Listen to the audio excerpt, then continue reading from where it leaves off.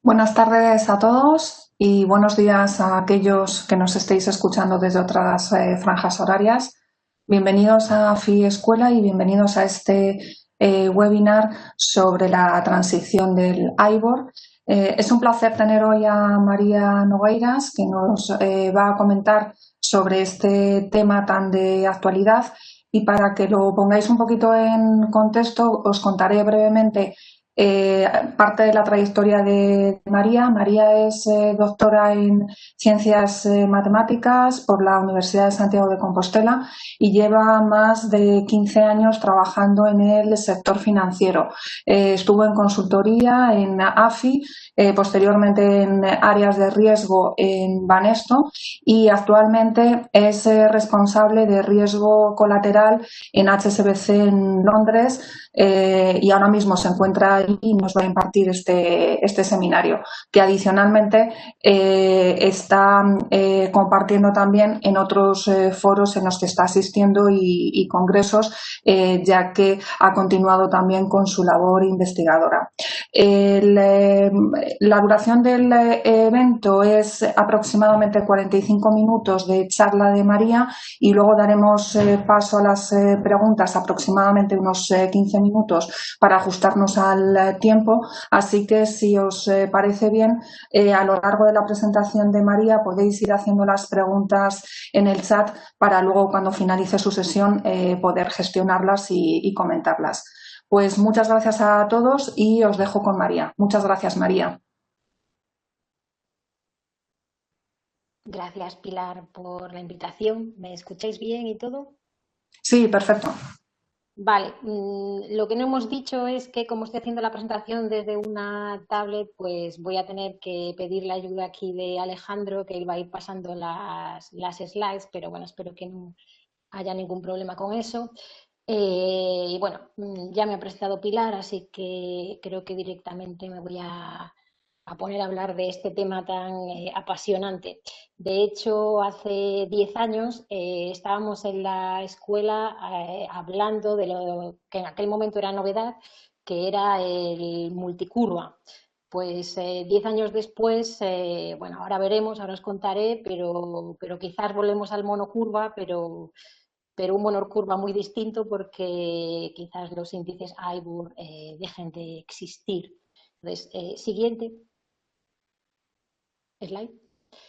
Entonces, mi plan para hoy es primero hablar un poco en general de dónde estamos, de cuáles son estas nuevas referencias, por qué estamos aquí y demás. Y yo creo que esto puede ser útil para todas las áreas, vamos. Y ya después, en la segunda y tercera parte de la charla, hablaré un poco más en concreto de mi área, ¿no? De mi área en la que estoy trabajando, que es más en Trade Risk Analytics y los impactos de la transición ahí. Vale, la siguiente. Entonces, ¿por qué estamos aquí? Un recordatorio. ¿Qué son los índices IBOR? Los índices IBOR representan préstamo no colateralizado interbancario.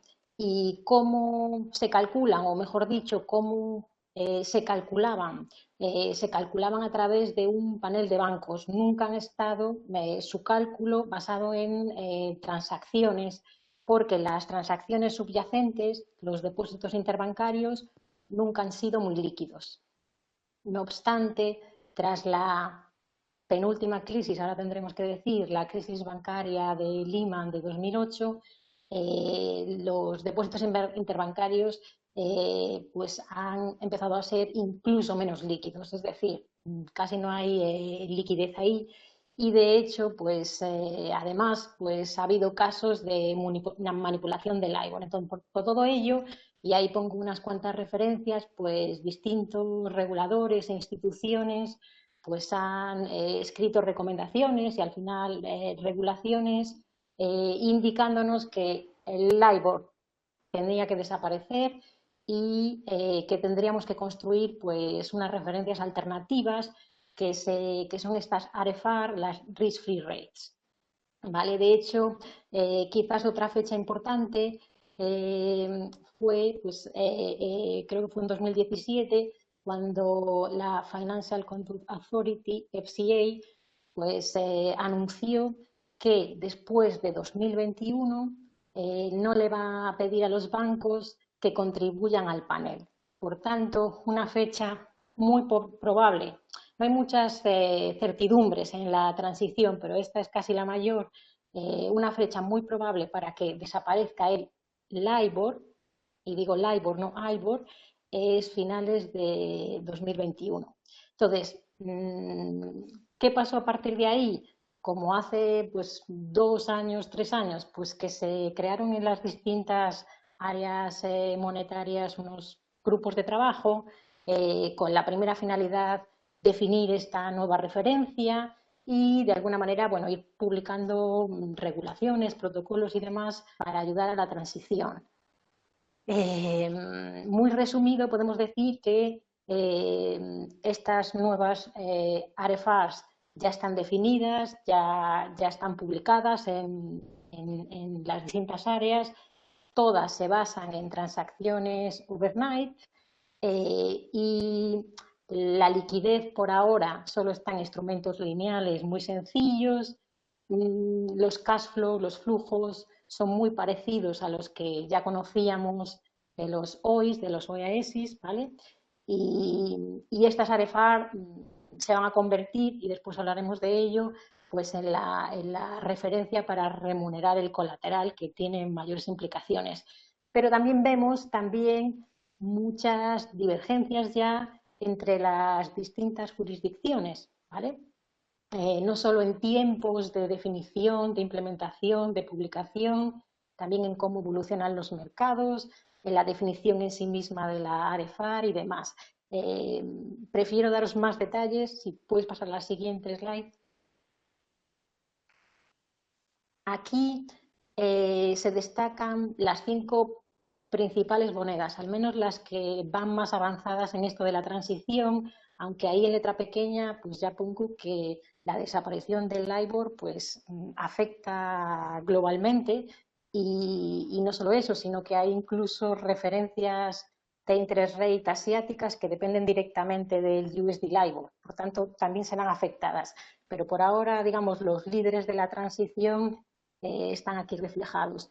Todo eso se ha puesto para las distintas áreas, Estados Unidos, UK y demás, el link de estos grupos de trabajo, por si queréis ver ahí más información. Es realmente pues, interesante lo que van publicando de novedades, ¿no? Y también después podemos ver aquí cuál es específicamente la risk-free rate. SOFR en Estados Unidos, SONIA aquí en UK, Ester en la zona euro, y etcétera. Entonces, la primera cosa que hemos destacado, aunque hay más, es que SOFR, por ejemplo, pero no solo ella, sino Sharon, está basada en transacciones colateralizadas y el resto no. Es pues una primera diferencia que ahí vemos, pero ya digo que no es la única. Por ejemplo, el SONIA, pues depende de cuánto tiempo llevéis trabajando en el sector financiero, pero sonará porque es la referencia OIS, existe desde hace muchos años, lo mismo con el TONAR, en cambio tanto SOFR como este, bueno, son nuevas. Y no solo eso, sino quizás otra diferencia importante, y si estáis en España en la zona euro, pues os afecta todavía más, es que las referencias LIBOR, y eso lo he dicho anteriormente ya, se supone o es casi seguro que van a desaparecer a final de 2021, en cambio con el Euribor no está tan claro. ¿Vale? De hecho, os quiero dar todavía más detalles, al menos de las 3 monedas principales. Si puedes pasar a la siguiente slide. Aquí vemos el caso, por ejemplo, de la libra, ¿no? ¿Qué pasa con la libra? Pues que, ¿qué índices de interés tenemos? Pues tenemos los LIBOR. Los LIBOR existen desde los años 80, es decir, larga historia, hasta distintos plazos. Eso, pues ya os lo sabéis. Y de hecho, los índices LIBOR han sido reformados en abril de 2019. Es decir, que se basaban únicamente en un panel de bancos y ahora, de hecho no me conozco mucho los detalles, pero tienen un sistema waterfall en el que se usan algunas transacciones el día que son líquidas, ¿vale? Es decir, es un poquillo más robusto. No obstante, y ahí también aparece en esta slide, van a desaparecer igualmente a final de 2021, o eso es lo más probable. También os pongo aquí la Sonia, ¿vale?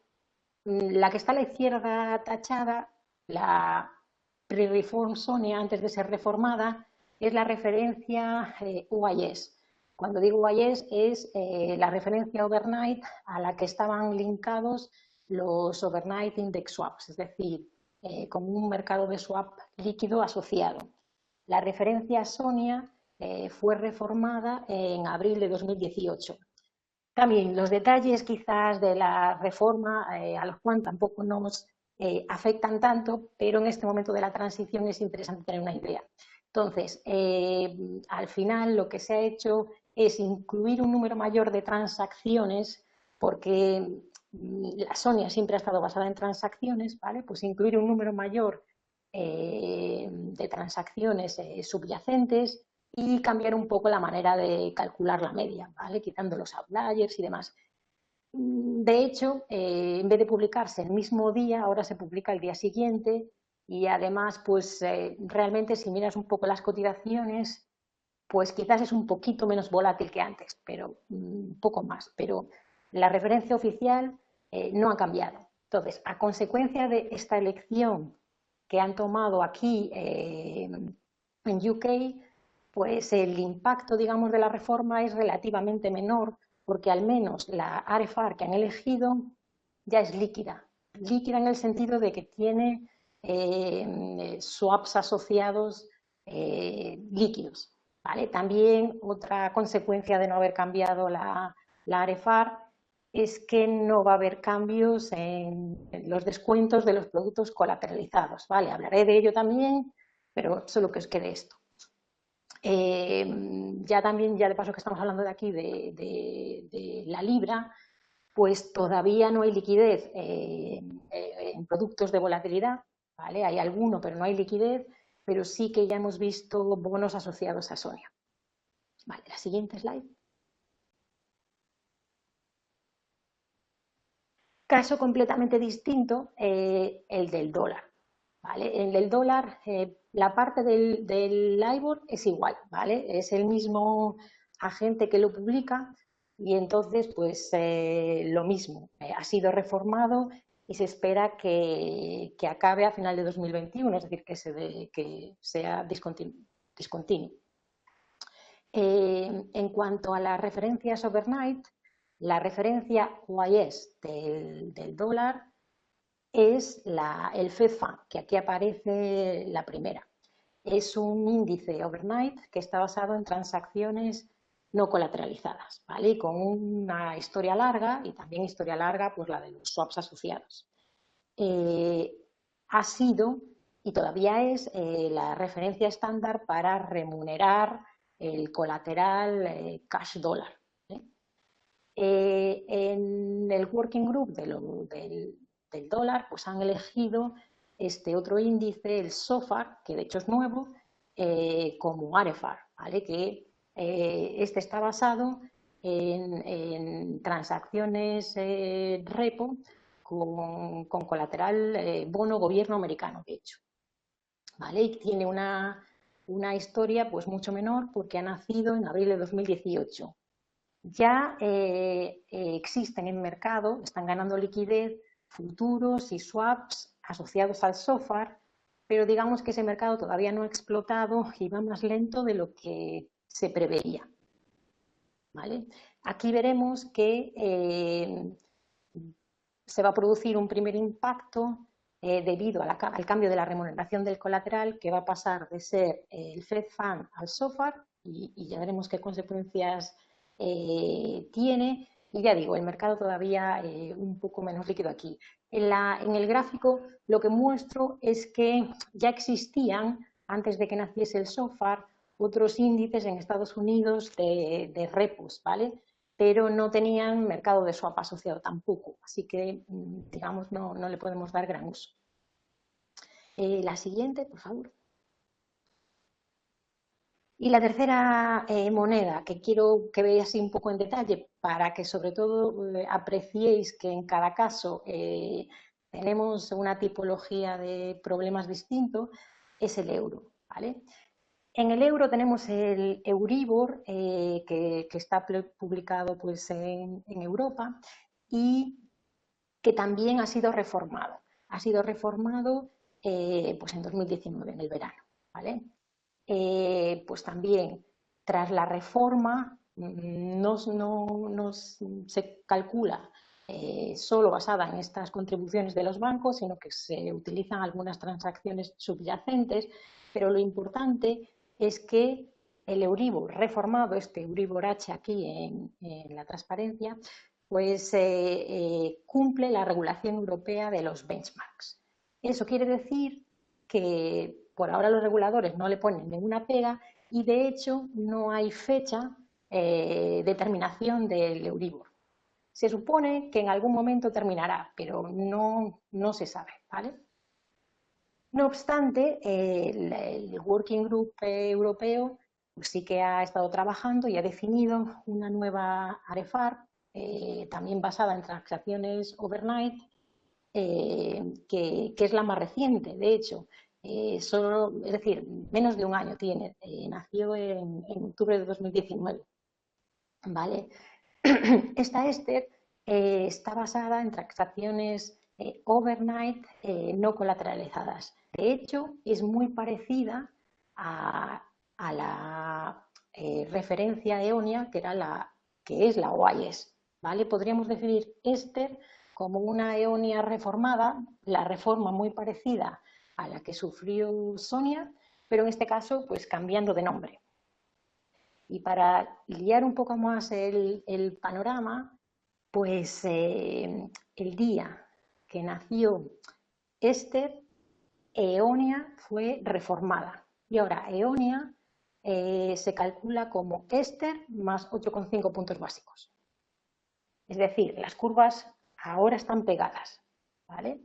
No solo eso, sino que esta Eonia que aquí pongo como Eonia más, va a desaparecer pues, el 3 de enero de 2022, es decir, sí que tiene los días contados. Entonces, pues, ¿qué sucede con esto? Pues sí que tenemos un mercado de OIS swaps vinculados a Eonia que todavía no han transicionado al Ester y de hecho el Ester no despega, pero bueno, tampoco preocupa tanto porque al final son la misma cosa porque una está pegada a la otra. Y vamos, y ahí estamos más o menos con la zona euro. Vale, la siguiente. Aquí simplemente he utilizado información que podéis obtener en la web. Si ponéis ISDA Swap Info, esta info se actualiza cada semana para que veáis un poco en números cómo está la liquidez, fijándonos en estas tres monedas quizás, dólar, libra y euro. En el caso de la libra, digamos que Sonia está bastante bien, a niveles comparables al LIBOR, no es el caso ni de SOFR ni mucho menos del Ester. Es decir, que la liquidez tiene que crecer. Es preocupante en el caso del SOFR porque en teoría al LIBOR pues, le queda un año y poco de vida. ¿Vale? Pero bueno, esto era solo así. Como ya digo, si no hemos alcanzado la liquidez en instrumentos lineales, aquí estamos hablando de swaps, pues mucho menos en vanilla options, ¿vale? Mucho menos en swaptions o en caps, etc. Vale, la siguiente si puedes. Y en este repaso así general, quería también comentar sobre los impactos del coronavirus. Esta reforma, no sé si ha quedado claro, pero lo he ido comentando, está sobre todo guiada por los reguladores, ¿vale? Son los reguladores los que han dicho el LIBOR tiene que desaparecer, tenéis que dar una nueva referencia y demás. Al final es el mercado el que implementará la reforma, pero ha estado guiada por las deadlines de los reguladores y demás. Entonces, si por ejemplo chequeáis alguna de estas webs que os pasé al principio, por ejemplo la Working Group de UK, pues tenía a principio de año como unas deadlines para este año. Por poneros un ejemplo, pues decían, pues tenemos de objetivo que no se vuelvan a emitir bonos vinculados al LIBOR más allá del tercer trimestre de 2020. ¿Vale? Esto era su objetivo, LIBOR UK. ¿Vale? Pues debido al coronavirus, pues este plazo lo han cambiado y han dicho, bueno, pues marzo de 2021. ¿Vale? También el descuento del euro de las CCPs, que después hablaré un poco más en detalle, estaba planeado para junio, pues se ha retrasado unas semanas, ¿vale? Es decir, que algunos objetivos intermedios se han retrasado un poco, pero sin embargo las autoridades, sobre todo las británicas, a la cabeza está la Finance Conduct Authority, la FCA, siguen diciendo que la fecha de terminación del LIBOR sigue siendo final de 2021, por lo menos por ahora no piensan en cambiarla y de hecho han publicado, creo que fue en mayo cuando lo publicaron, este report dedicado al coronavirus que tenía de hecho una sección del LIBOR. Y en lo que comentan ahí es que este LIBOR, que os digo que ha sido reformado, que ahora utiliza también unas pocas transacciones, pues durante alguna de las semanas de marzo de más volatilidad, peores durante la crisis, pues no ha habido ninguna transacción para poder calcular el LIBOR. Por tanto, se reafirman en su mensaje de que el LIBOR no es representativo, ¿vale? Y que tiene que desaparecer. Por otro lado, si veis un poco las cotizaciones, lo que hicieron los tipos de interés durante la crisis, pues los overnight y los risk-free rates pues han seguido bajando y han bajado mucho, mientras que el LIBOR, al menos en marzo y a principios de abril, pues ha subido y entonces, bueno, se ha incrementado el basis ahí. Y por tanto, algunos participantes del mercado, más del mercado en Estados Unidos, pues empiezan a decir que no les gusta el SOFR, que no quieren prestar vinculado a SOFR y se habla de otras alternativas. Hay un índice que se llama Ameribor, que parece que representaría un poco más el riesgo de crédito. Pero todo esto, pues todavía incierto, ¿vale? Yo solo os cuento cómo va el asunto. La siguiente. Vale, después de esta poco overview general, me gustaría empezar a hablar de productos. Aquí estamos hablando de tipos de interés, entonces pues los productos vinculados a tipos de interés suelen pagarnos cupones asociados a un cierto intervalo de tiempo, ¿vale? Pues no nos sorprende nada los productos que estamos viendo asociadas a los nuevos AREFAR, porque tienen los flujos, los cash flows son definidos pues, muy parecidos a los OIS existentes, ¿vale? ¿Cómo es esto? Pues si consideramos un periodo de tiempo, pues el tipo de interés que se pagaría al final, pues se calcula pues observando todos los días, la AREFAR diaria correspondiente y haciendo la media compounding, ¿vale? Como aquí aparece en la fórmula, que es exactamente igual que como pagan los swaps OIS, ¿vale? De hecho, si tenéis interés, pues podéis echarle un ojo a estos dos papers que os digo aquí, que más que papers son reviews que han publicado en los working groups hablando sobre las posibles convenciones de pago y demás, porque de hecho hay mucho interés por parte de los reguladores en que se converja un estándar, en el que para que todos los mercados paguen de manera parecida y que aquello no se les vuelva muy loco, ¿vale? De hecho, desde marzo y en Estados Unidos y solo desde agosto aquí en UK ya se está publicando, además del índice Risk-Free Rate, estas medias que os digo, ¿vale? Para ayudar un poco a que esto sea el estándar, ¿vale? Ahí también os dejo unos links. Sé que la zona euro se va a hacer también, pero todavía no se publica. Pero no obstante, aquí os pongo un recorte del RIS.net de finales de agosto, pues parece que igual los mercados están divergiendo, ¿vale? Sí que los derivados suelen pagar así, los bonos, ya os cuento en la siguiente slide, que también usan la misma media, pero con un ajuste que ya os cuento, pero quizás otros mercados, porque al final el LIBOR se usa mucho más allá que los derivados y que los bonos, por ejemplo, las hipotecas, parece que están usando otras convenciones. Todo esto lo que puede provocar distintas convenciones, distintas maneras de calcular los pagos, es que se rompan algunas coberturas existentes, ¿vale? Por eso los reguladores intentan que esto no suceda. En la siguiente slide, pues os comento esto que os decía de los bonos, ¿vale? Eh, si comparáis un pago del LIBOR con este compounding in arrears, una de las principales diferencias, no la única, es que el LIBOR se conoce el pago a principio del periodo, ¿vale?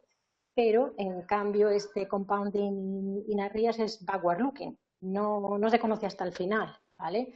En los bancos, entidades financieras que ya se utilizaban los swaps, PUIs y demás, esto no supone un problema operacional porque ya están habituados, ¿no?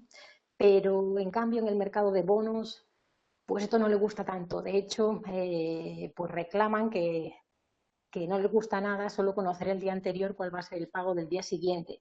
Y entonces, aún siguiendo calculando la media de manera igual, pues surgen otros estándares. Por ejemplo, en UK, pues los bonos están empezando a pagar 5 días después, ¿vale? Al menos les dan una semana para prepararse para el pago. Pero aquí a la derecha, en esta tabla, no me meto ahora con ello, podéis ver que hay también pues, otras alternativas de pago, ¿vale? En algún caso, pues se repite el índice durante algunos días, etcétera, que lían un poco el asunto.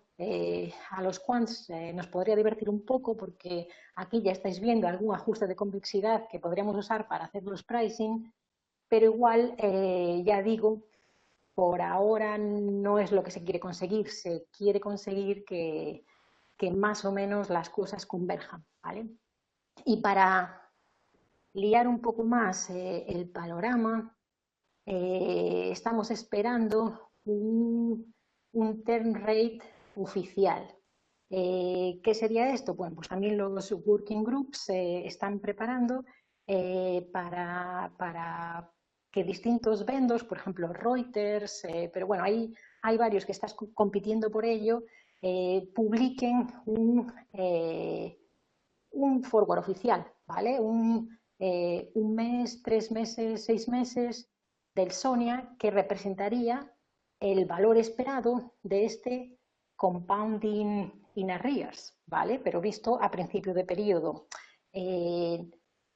Sería comparable al LIBOR en el sentido de que lo conoces en advance, pero no lo que representa, ¿vale? Porque sigue representando pues el préstamo diario, ¿vale? No tiene los riesgos que tiene el LIBOR. De hecho, para Sonia, que van más avanzados en este mercado, porque para poder construir este índice Term Rate necesitas liquidez en los swaps, ¿vale? Y esa liquidez ya la tenemos en Esonia. Y entonces, pues el plan era este trimestre para Sonia y de hecho vi ayer que en Reuters ya lo están publicando, pero es una versión provisional, ¿vale? Todavía no es oficial, pero ya están publicando este índice, pero para el caso del SOFAR no se espera hasta mediados del año que viene, porque les falta liquidez. No obstante, las autoridades, bueno, los distintos reguladores insisten en que no debemos esperar a este índice para hacer la transición, ¿vale? Porque ellos quieren que la liquidez pues, se vaya a los productos base, que serían estos OIs. Vale, pues la siguiente si puede ser. Ahora querría comentaros impactos directos en nuestros portfolios, ¿vale? El primero que de hecho ya está pasando, o ya ha pasado de alguna manera, estamos en el medio de ello, es impacto en el descuento, que suena impacto de modelo, pero no, es impacto en portfolio. ¿Qué es lo que va a cambiar aquí? Pues lo que va a cambiar aquí es la rate, el tipo de interés al que se remunera el cash collateral diario, ¿vale? Que va a pasar en el euro de EONIA a Ester y en el dólar de Fed Fund a SOFR, ¿vale? ¿Y esto qué implicaciones tiene? Bueno, pues aquí sí que está la parte teórica. La teoría nos dice que la curva de descuento adecuada para valorar, para descontar los flujos futuros de ese derivado es la vinculada a esta rate. Es decir, que pasaremos de descontar con Fed Fund a descontar con SOFR, por ejemplo, ¿vale? ¿Cómo se ha planeado este proceso? Pues también sabéis que la mayoría de los derivados de tipos de interés se negocian en las casas de mercado, en las clearing house, ¿vale? Tienen casi todo el negocio, solo los exóticos están en el mercado bilateral y fuera. Bueno, pues las clearing houses han acordado, entre ellas un poco unilateralmente, hacer esta transición de manera Big Bang, se llama, pues de un día a otro van a cambiar todos los descuentos, ¿vale? Y van a, bueno, compensar el valor y demás. Eso, de hecho, ya ha sucedido en el caso del euro. En este gráfico de aquí abajo, que me he cogido de alguna publicación del Working Group Europeo, ¿vale? Podéis ver cómo antes de octubre de 2019 existía solo EONIA. Entre octubre de 2019 y enero tenemos la EONIA reformada, que es Ester más 8,5 puntos básicos, y Ester. ¿Vale? Están las dos conviviendo. Después lo tendremos Ester. Bueno, pues en un momento, en el medio de ese periodo de transición, ahí donde aparece Big Bang Approach, las clearing houses han cambiado la remuneración del colateral y, por tanto, pues el descuento. Esto sucedió, de hecho, el 27 de julio ya. Y de aquí en adelante, bueno, se supone que estamos negociando con nuestras contrapartes los CSA agreements bilaterales para cambiar la remuneración y por tanto el descuento, ¿vale? Pero eso ya son negociaciones bilaterales que sucederán, pero no todas a la vez, ¿vale? Pero tienen un periodo límite ya que la EONIA desaparece. Vale, más consecuencias de este cambio, además para las clearing houses y en la valoración de los derivados. Pues muchas. De hecho, podéis leer aquí, os pongo un par de referencias de Genrad. Alguna ha sido publicada oficialmente en el RIS.net, pero las referencias que os linko aquí están libres en la web, eran una versión anterior. ¿Vale? Genrad dice, entre otras cosas, que no le gusta este Big Bang Approach porque se pasa de un mercado líquido a un mercado no líquido y por tanto no hay fair value ahí, ¿vale? Entonces, eso es un poco resumido su mensaje. Pero un ejemplo muy claro para ver las consecuencias indirectas de solo cambiar el descuento de los swaps es, por ejemplo, el caso de los swaptions. Swaptions son opciones sobre swaps, ¿vale? Y tanto sean cash settle como physically settle, esos swaps normalmente, en la mayoría de los casos, se negocian en clearing houses. ¿vale? Entonces, este cambio en la valoración del swap de la clearing house ha producido un impacto en el precio de los swaptions que son bilaterales y que pues en teoría pues no tenemos una indicación clara y directa de cómo resolverlo. Es decir, habrá ganadores y perdedores.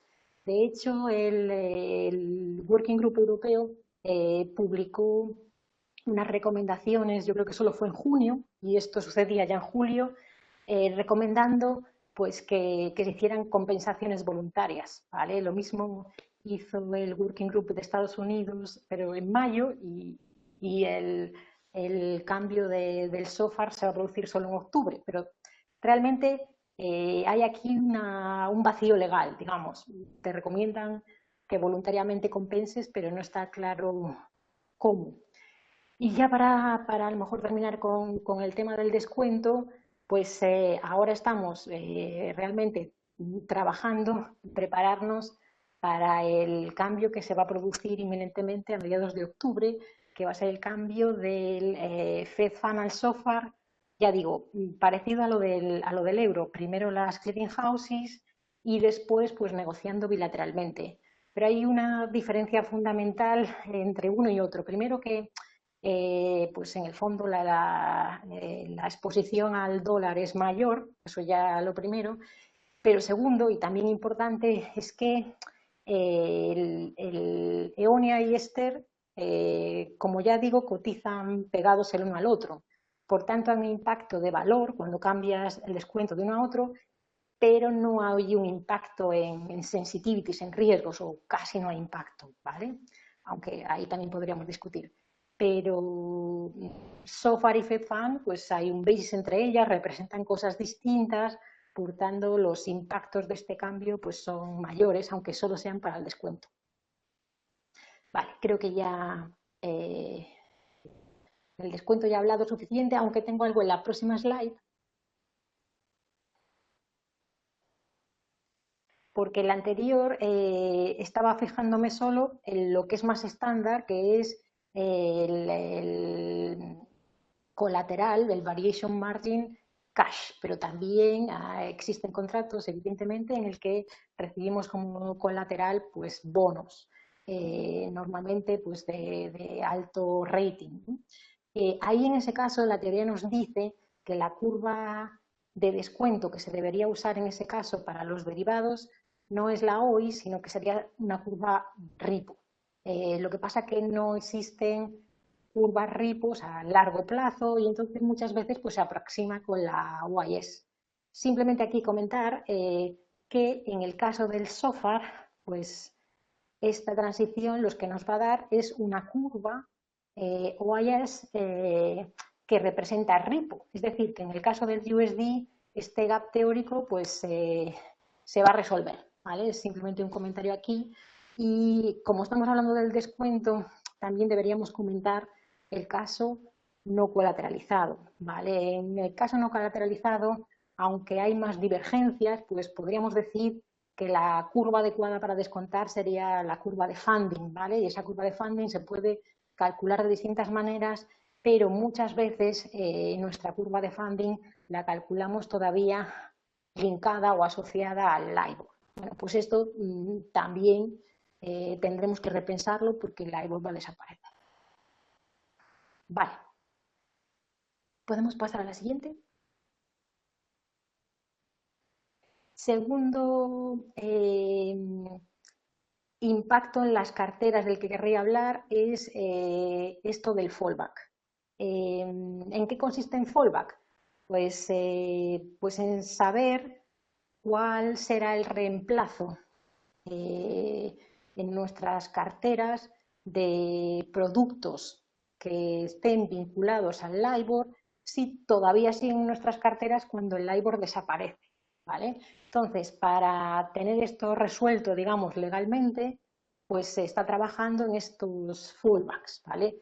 Todos los fallbacks para distintos mercados que se han propuesto, todos tienen la forma que ahí aparece. Es decir, en vez de pagar un LIBOR a delta T, quiere decir el LIBOR a 3 meses de la fecha 2022 enero, ¿vale? Pues en lugar de eso, pues vamos a pagar un adjusted RFR, es decir, un rate que va a estar vinculado a nuestra RFR, a la SOFA, a la ESTE, y que depende del tiempo, ¿vale? Porque el RFR va a seguir calculándose, y más una spread. La spread que va a ser distinta para el un mes, para el 3 meses, etcétera, pero va a ser fija, ¿vale? Y que viene a compensar la RFR con el LIBOR, es decir, este spread recoge o debería recoger los riesgos de liquidez y de crédito que el RFR no tiene y el LIBOR tiene, ¿vale? Entonces, en el caso particular de los derivados, que es quizás el que más nos preocupa, ha sido ISDA quien se ha encargado de construir, definir, proponer el fallback. ¿Vale? Ahí os pongo un link a los distintos papers que han ido publicando de consultas y conclusiones, pero bueno, al final ya está hecho y ya sabemos cómo es. Entonces, la R, la RFR, pues es Backward Looking Compounding Setting in Arrears Rate, el mismo que hemos visto antes, el mismo que tienen los OIS, ¿vale? El Spread Adjustment, el término ese, pues se va a construir o se construye usando 5 años de datos históricos del basis entre el LIBOR y el correspondiente compounding, ¿vale? Calculando, de hecho, la mediana. Ahora hablaré sobre esto un poco más, ¿vale? También han añadido unas pre-cessation triggers, que esto también lo comentaré en la próxima slide. Las clearing houses ya han dicho que sí, que van a implementar este protocolo, ¿vale? Ahora los bancos, las entidades y demás están a punto de firmar su protocolo, es decir, ya ha salido, pero todavía no se ha firmado. Eh, y, y, si queréis ver un poco, pues también más detalles sobre impactos o no impactos de esta formulación del fallback, pues ahí os pongo varios papers de Genrat. Pero también resumen de lo que nos dicen o problemas que vemos con este fallback.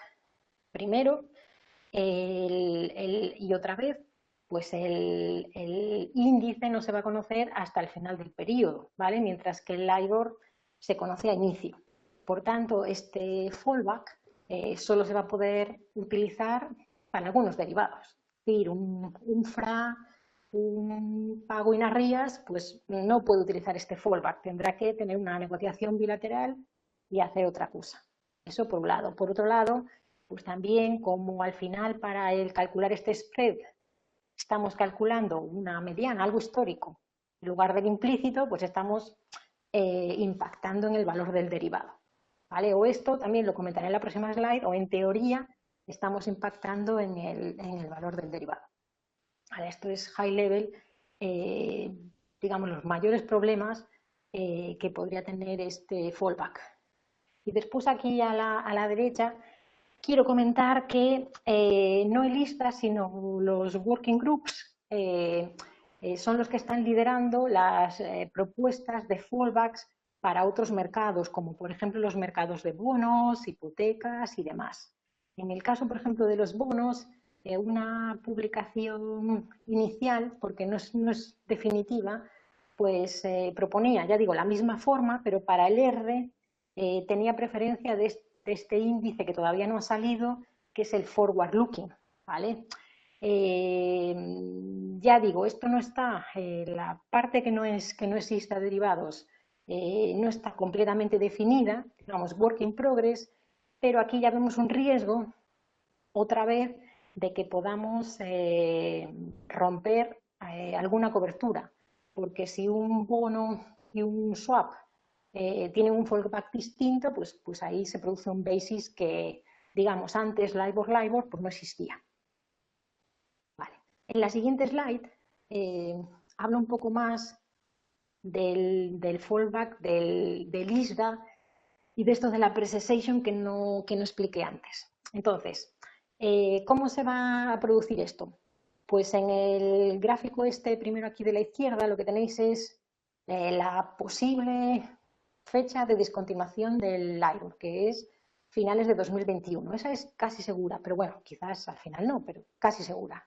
Bueno, pues han añadido en los protocolos este pre-cessation trigger, que significa que si la FCA dice antes, por ejemplo, en diciembre de este año, que el LIBOR ya no es representativo, pues entonces ahí ya se fijaría el spread. Es decir, que el spread, los 5 años de fijación de mediana del spread no va hasta la fecha de continuación del LIBOR, sino a la pre-cessation trigger. ¿Vale? Entonces, de ahí coges los 5 años anteriores y calculas la mediana. ¿Vale? Entonces, digamos que todavía no se sabe exactamente ni cuándo va a ser la pre-cessation trigger ni nada. No obstante, pues tiene que ser en algún momento entre ahora y final de 2021, ¿vale? Entonces, de esos 5 años de datos históricos del spread, ya tenemos más de 2 años y medio, más de la mitad, fijado seguro. Eso implica que la mediana, cada vez tenemos menos incertidumbre sobre cuál puede ser la mediana. De hecho, aquí en el gráfico de la derecha, pues he cogido un ejemplo particular, por ejemplo, el dólar 3 meses, y esto lo hicimos en julio. Bueno, pues en julio, en ese momento, el spread, la mediana, 5 años atrás, si la pre-cessation hubiera sido en julio, pues sería estos 25 puntos básicos, ¿vale? Pero si no es julio, pero es octubre, pues entonces varía entre pues 26 y 27, ¿vale?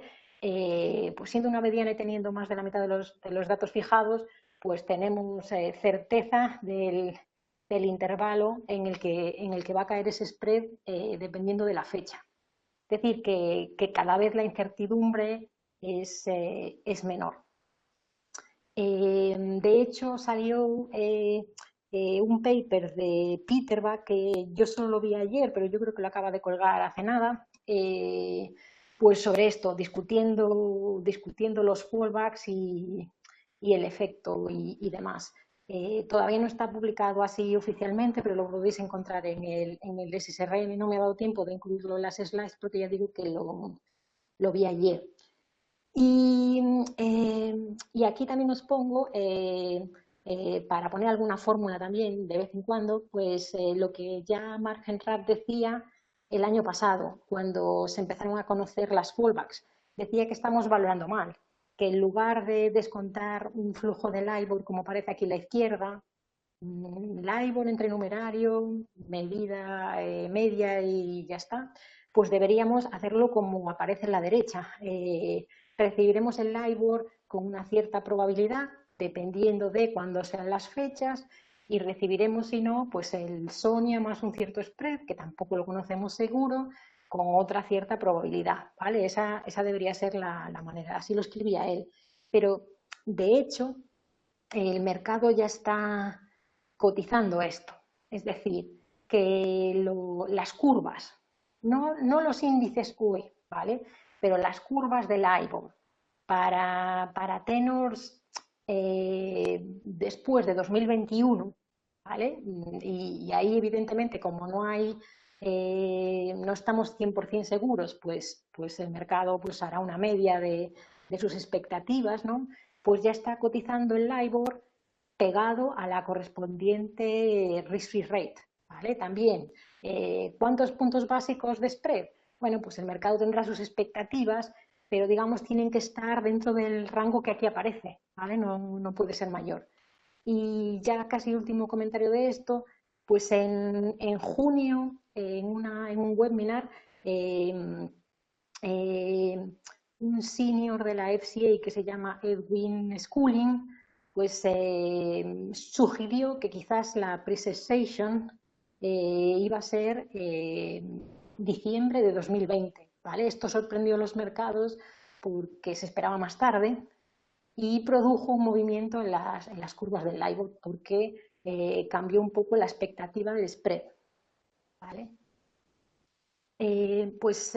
No sé cómo estamos de hora, Pilar, eh, pero bueno, pasa a la siguiente slide. Sí, sí, sí. Continúa María porque Vale, está viendo interés al respecto. vale, Gracias. ok, ok, ok. Vale, yo tengo tiempo, así que si vosotros no os importa, pues yo continúo, que me lío un poco, pero nada. Entonces, ahora, cambiando un poco de tercio, y ya digo, son muchas ideas porque al final en el LIBOR hay muchas cosas que están moviendo, pocas cosas que conozcamos con certeza y, digamos, cada par de semanas hay noticias nuevas. Y por eso os quería dar como un poco una pincelada de todo y quizás pues a lo mejor me paso con la información, pero bueno, que tenemos tiempo de discutir luego, quiero realmente dejar tiempo para preguntas. Aquí ahora ya querría cambiar un poco de tercio y hablar un poco de riesgos y después un poco de modelos, ¿vale? Entonces, en cuanto a riesgos en genérico que aparecen debido a la transición. Bueno, pues aunque no es mi área, pero quiero destacarlo, quizás uno de los mayores riesgos debido a la transición y demás es legal, ¿vale? Las clearing houses unilateralmente han implementado algo, pero eso produce impacto en otros contratos y de alguna manera nos indican que mejor que firmemos un protocolo, pero quizás, y sobre todo en Estados Unidos, quizás no se haga y pueda haber un lío legal.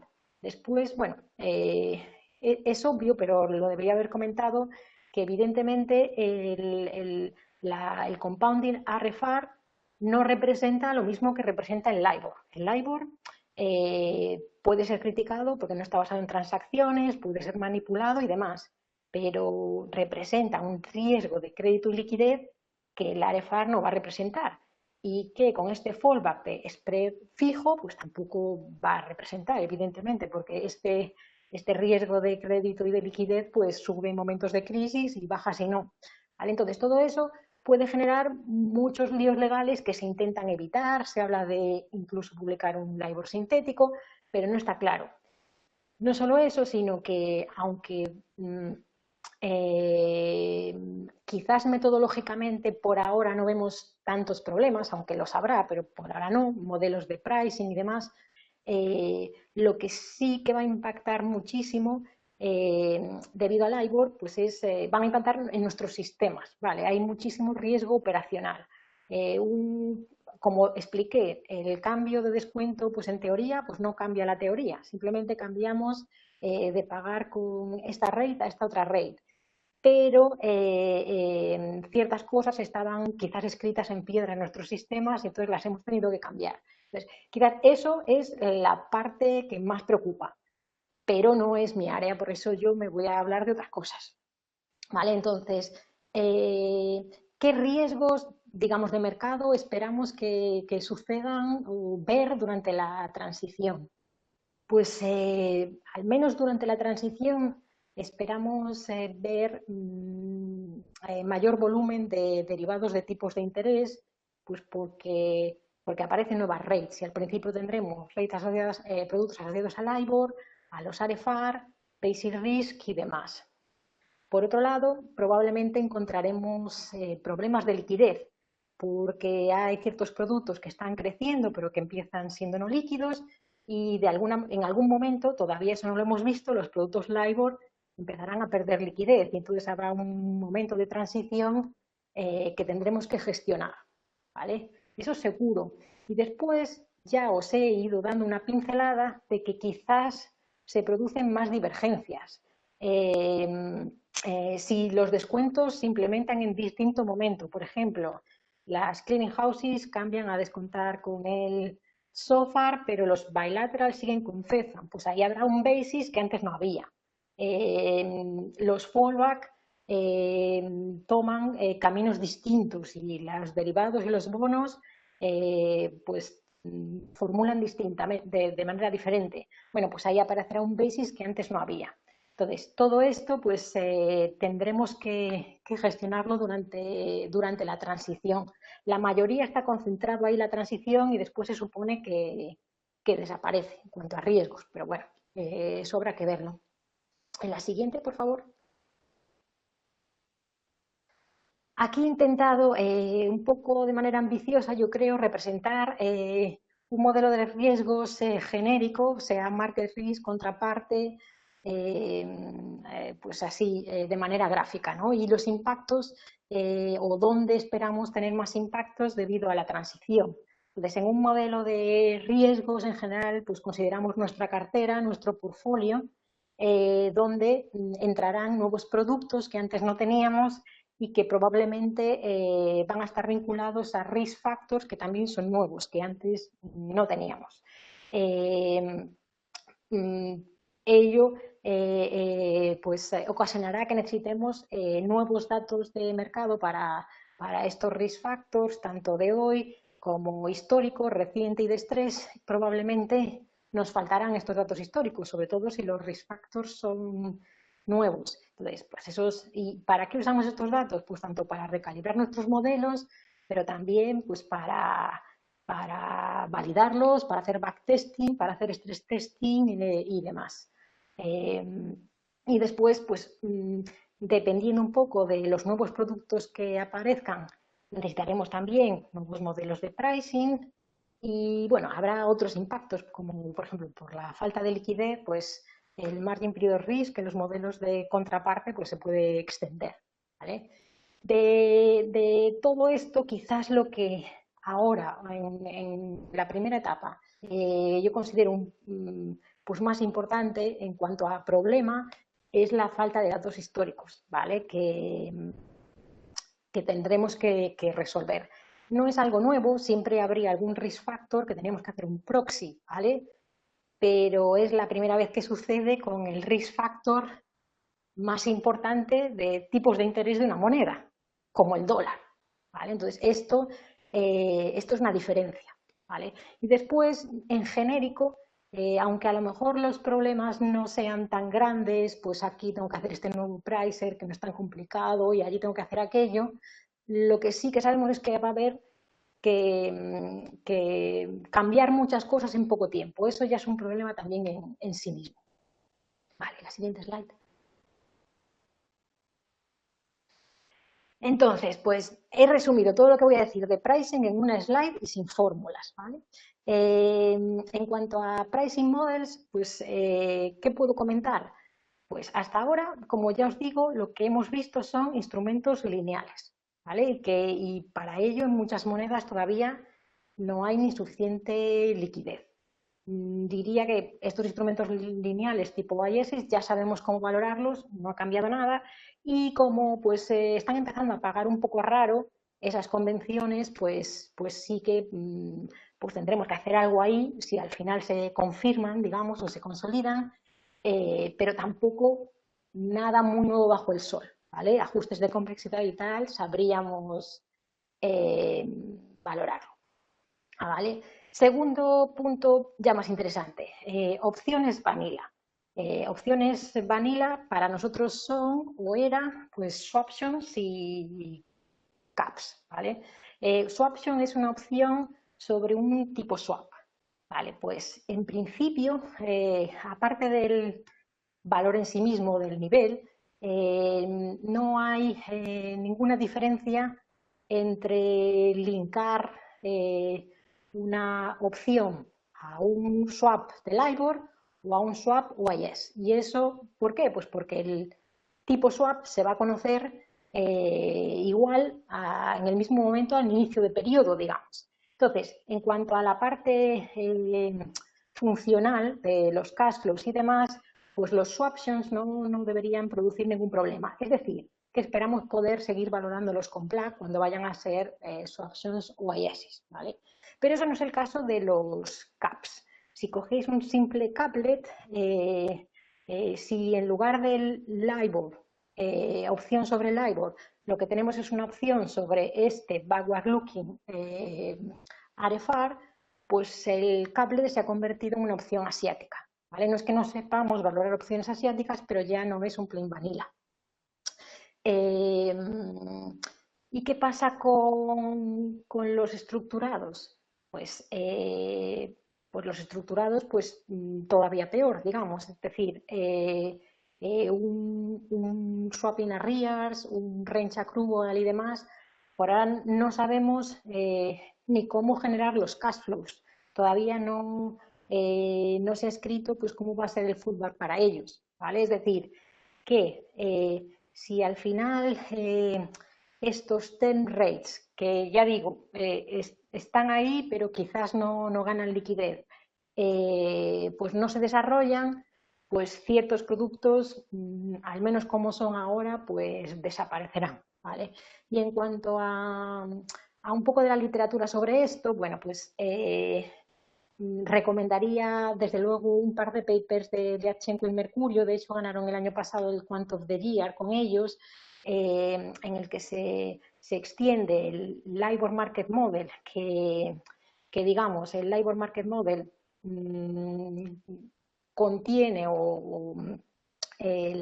los term rates, los forward looking terms, pues lo han sabido extender para que sea consistente también con los backward looking de una manera pues bastante bonita y elegante, y la verdad que el modelo pues es mejor que el anterior, ¿vale? Lo único que por ahora es teoría y no sabemos si realmente va a haber necesidad de un modelo así, porque no sabemos si van a convivir los backward looking con los forward looking como opciones. Eso ya se verá cómo se desarrolla el mercado. Después, también recomendaría pues, el paper de Peterbach, que yo creo que ya comenté antes, en el que se habla del impacto del descuento en los swaptions, pero también se discute un poco de esto de los caplets y de los range accrual y demás. Pero bueno, viene a decir lo que os digo aquí, que por ahora no se sabe, ¿vale? El mercado está pensando más en los lineal que en los estructurados. Y en la siguiente, bueno, eso sería pricing. Como yo estoy en riesgos, pues la parte importante es la generación de escenarios, ¿no? De riesgos antes del pricing que ahí aparecía. No me voy a detener mucho en esto. Depende un poco de los modelos, si es que estáis trabajando en esto, de los modelos que tengáis. Si tenéis un modelo multicurva con basis estocástico y demás, pues en principio nada indica que no podáis incluir estas nuevas curvas, las AREFAR, cuando tengan liquidez en vuestros modelos, ¿vale? En general, en estos modelos consisten en una curva que es la referencia y las demás formuladas como basis sobre esa referencia, pues por ahora el IBOR sigue siendo la referencia, pero en algún momento, en el 2021, pues deberíais hacer el switch en los modelos y que la referencia sea la AREFAR, si gana liquidez, ¿vale? De alguna manera, también en los modelos tenemos dependencias de las curvas LIBOR que tenemos que ir eliminando. Pero digamos que esto lo vemos más como un proceso business as usual que como algo muy nuevo, rompedor. Quizás, y como ya os comenté antes, lo que más nos debería preocupar es la falta de datos históricos, pero además, pero aquí hay que ir caso a caso. Como al principio vimos, cada moneda es un caso distinto, pues aquí igual. En el caso de las curvas, Sonia no tiene problema porque solo se ha reformado, pero no ha cambiado mucho y las curvas pues tienen datos históricos de siempre. En el caso del Lester, ahí os pongo una referencia, pero no es complicado deducir o demostrar que podemos usar la curva Eonia para hacer un backfilling de la curva del Lester, ya que están pegadas, ¿vale? Y esto también lo ha confirmado una publicación del European Working Group. El caso del software es un poco más complicado porque no hay este equivalente, pero digamos, se podría usar como proxy o parte del proxy las curvas del Fed Fund. De hecho, también hay una publicación de la Fed sobre esto, pero bueno, ahí estaríamos perdiendo el basis que realmente tenemos entre ellas, así que algo más habría que trabajar. Y nuevos risk factors que en algún momento tienen que aparecer, que todavía no son líquidos, que son las volatilidades, pues evidentemente no vamos a tener datos históricos para calibrar los escenarios. Entonces vamos a tener que recurrir pues a algún proxy pues, usando los LIBOR, ¿vale? Esto, y ya la última slide, la siguiente, que realmente no me voy a meter mucho, simplemente decir Para los que estéis trabajando con modelos internos de capital y demás, que evidentemente las regulaciones no se han escrito para, para hacer frente a una transición como esta, de esta magnitud, ¿vale? Y entonces, pues desde distintas instituciones y el ISDA y la industria y demás, pues se pide a los reguladores pues excepciones, ¿no? Debido a la transición, ¿vale? Y pues yo creo que se están consiguiendo, ¿vale? Entonces ahí os pongo, por ejemplo, la referencia de Albis, que salió en junio, en el que pues ya se hablaba de riesgo de mercado, de market risk y FRTB, y, se listaban una serie de excepciones con respecto a la falta de datos históricos, y también en contraparte credit risk, pues se indicaba una serie de excepciones con respecto al margin period of risk y la liquidez, ¿vale? No me meto en los detalles, pero digamos que se espera conseguir excepciones de los reguladores. Y ya con esto me he pasado un poco de tiempo, yo creo, perdón, pero bueno, creo que voy a parar. Os he dejado ahí también unas cuantas referencias. La mayoría ya están publicadas oficialmente, pero las que aparecen ahí están libres en la web. Y yo creo que no han cambiado mucho con respecto a la versión oficial, así que estas son más cuantas. Muy bien, pues muchas gracias, María, por hacernos todo este repaso sobre el estado del arte, la situación actual, los impactos en cartera de curvas de descuento y fallback, y todos los retos que están teniendo lugar y que van a tener lugar por estas transiciones, tanto desde el punto de vista de riesgos como de pricing. Como si nos hemos ido un poquito de tiempo, pues te voy a trasladar algunas de las preguntas que nos han compartido, y una de ellas está relacionada sobre los criterios de liquidez.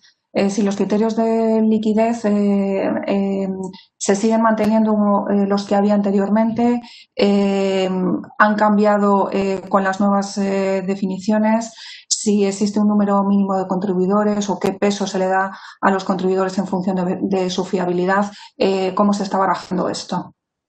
Vale, no sé exactamente a qué se refiere la pregunta con la liquidez. En cuanto a liquidez de instrumentos de mercado, como líquidos en sí mismo de contribuidores y demás, no han cambiado los criterios, y cuando os pongo este report del ISDA y demás, pues aparece ahí pues la comparación del nocional de productos negociados linkados al IBOR y a Sonia, por ejemplo. Y desde luego, pues todavía, es decir, no ha cambiado ahí los criterios, lo que es líquido o no líquido, no ha cambiado. Lo que a lo mejor están preguntando, que no lo tengo muy claro, es si ha cambiado algún criterio regulatorio, ¿vale? Es decir, alguna excepción con respecto a la falta de liquidez y demás. Y desde luego sí, pero todavía está work in progress. Y eso en distintas áreas, y cada uno a lo mejor es un poco más especialista en la suya. Pues el ejemplo que os he puesto ahí es, por ejemplo, con respecto al margin period of risk, ¿no? Dependiendo de si en tu agreement, si ese agreement tienes trades que son líquidos, pues el margin period of risk regulatorio, digamos, pues cambia pues pasa de ser a 10 días, a 20 días o a 40 días incluso, ¿vale? Bueno, pues ahí pues ya se ha concedido, al menos por Basel, una excepción, ¿vale? Y han dicho, bueno, si mientras seas un AREFAR y sea un producto que esté creciendo, pues no te cuento como ilíquido. Eso sería una excepción. Lo mismo en el FRTB, ¿vale? El FRTB tiene este Risk Factor Eligibility Criteria, que te exige tener un número de observaciones en el último año para pasar el criterio y considerar ese risk factor. Bueno, pues ahí te dicen, bueno, pues puedes considerar para los nuevos AREFAR las cotizaciones de los nuevos AREFAR junto con los viejos LIBOR, y todo ello pasa el test. Es decir, que hay en cada caso, digamos, hay excepciones o no, y bueno, pues, yo diría, en general, Para pricing no han cambiado pero regulatoriamente y demás sí, pero todavía está por escribir la regulación final y estamos, digamos, negociando con los reguladores y pidiéndole más excepciones. Ujú. Pues gracias, María. Y otra de las preguntas estaba relacionada con el interés regulador en converger a estándares y sobre todo cuando puede haber instrumentos en diferentes divisas, porque eso además puede complicar mucho más la situación debido a la divergencia de definiciones, etcétera. No. A ver, muy buen punto que además yo no he comentado porque eso no me ha dado tiempo de todo, pero desde luego esa es la pincelada que os quería dar, que al menos por ahora las divergencias entre los distintos reguladores, áreas monetarias y demás, pues pueden ocasionar problemas. Por ejemplo, cuando este señor de la FCA dijo que la pre-cessation podía ser en diciembre, pues ya digo, el mercado cambió, pero cambió solo el del LIBOR Libra. Es decir, que el mercado estaba interpretando que la pre-cessation de la Libra se iba a producir antes que la pre-cessation del dólar. Con lo cual, después ha habido discusiones, han dicho, pero ¿qué hacemos con los cross currency basis? Que al final lo que sea, pues se organizará, ¿no? Pero todo esto sigue pendiente y desde luego es un problema. Y ahora mismo, pues todavía no está publicado, pero nosotros hemos participado en un paper que ha promovido el ISDA, lo ha organizado con la industria, pues pidiéndole otra vez a los reguladores como pues un poco más que hablen entre ellos y que se pongan de acuerdo y que al final ciertas fechas y decisiones converjan. Así que completamente de acuerdo. No obstante, me parece que el euro va a ser un caso aparte. Es decir, eso está un poco claro. Es decir, LIBOR y Euribor van distinto. Eso creo que es impepinable. Ujú. Y luego también la última de las preguntas relacionadas sobre los instrumentos y la tendencia, dada estas situaciones, a que sean instrumentos más sencillos. Sí, yo creo que eso ya quizás lo vimos en la anterior crisis, Ujú. ¿no? Y ahí tenemos las dos experiencias, ¿no? En la que de alguna manera, al menos en aquel momento, eran los derivados de crédito, CDO cuadrados y demás, que desaparecieron, aunque yo creo que algo todavía anda por ahí, ¿no? Y ahora aquí, pues también, es decir, la preocupación está en lo lineal y todavía no hay ni liquidez en lo lineal. Ujú. Pero aunque por un lado parezca más sencillo, pero están apareciendo estos nuevos bases, ¿vale? Entonces digamos, sí, yo creo que al menos por ahora, la parte no lineal no ha preocupado mucho. Yo creo que va a preocupar sobre todo porque la tenemos en las carteras. Entonces, al menos un fallback hay que definir. Es decir, hay que definir cómo se terminan esos contratos, si es que se terminan o cómo continúan. Pero al menos con la información que tengo hasta ahora, pues yo creo que el mercado se va a volver más lineal. Parecería que más monocurva, pero no. Es decir, desde luego la curva va a ser asociada al SOFR o al RFR, pero quizás vamos a tener, como ya estamos viendo, pues una curva LCH, una curva CME, ¿sabes? Sí. Eh, pero vamos, estoy de acuerdo con quien lo pregunta o lo comenta, que los estructurados. Irán a menos. Muy bien, pues muchísimas gracias, María, por esta. Os compartiremos la presentación con todos los que habéis asistido y os invitamos a que visitéis la página web de AFI Escuela, puesto que seguimos teniendo otros webinars de temas relacionados y de otros temas que pueden resultar de vuestro interés. Muchas gracias a todos y muchas gracias, María.